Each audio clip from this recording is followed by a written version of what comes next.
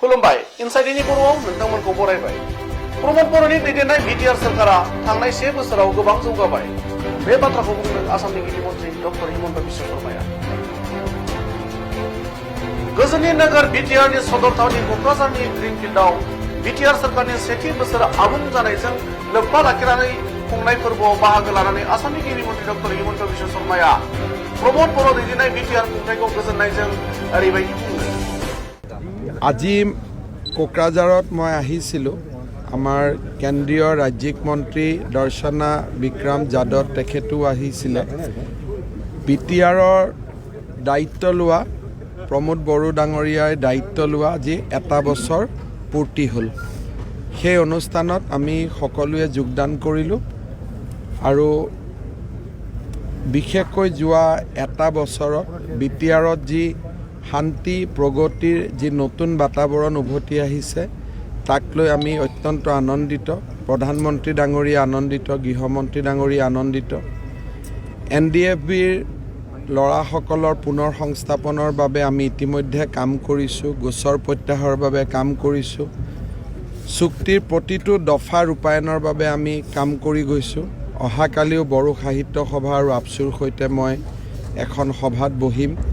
চুক্তিখনৰো পৰ্যালোচনা হ'ব আৰু আৰ্থ সামাজিক দিশতো আমাৰ বিটিআৰ বহুখিনি আগবাঢ়ি গৈছে।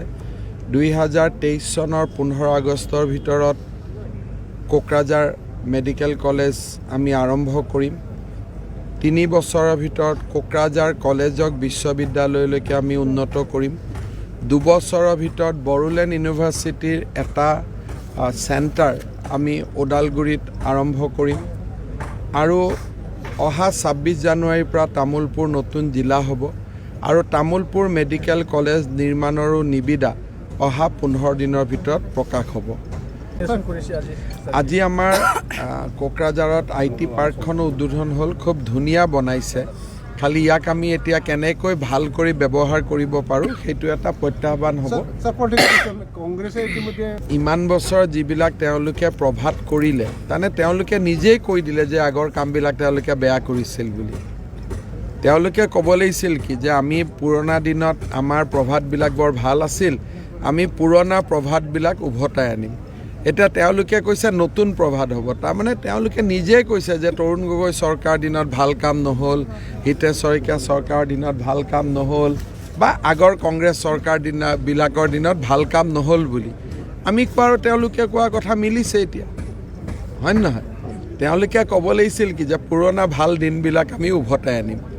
মই কংগ্ৰেছত থাকিলে শ্লোগান সেইটো লিখিলোহেঁতেন। তেওঁলোকে কৈছে নতুন প্ৰভাত হ'ব। আৰে পুৰণা প্ৰভাতৰ হিচাপটোতো আগত ৰাইজে ল'ব নহয়, হয় নহয়? PP ভাৰ্মাৰ মৃত্যুৰ পিছত কামটোত অলপ জটি পৰিছিলে। যোৱাকালি ৰাজ্য চৰকাৰে আমাৰ এগ্ৰিকালচাৰ বিভাগৰ প্ৰধান সচিব ডক্টৰ আশিষ ভূটানীক PP ভাৰ্মাৰ স্থানত অধ্যক্ষৰ দায়িত্ব দিছে।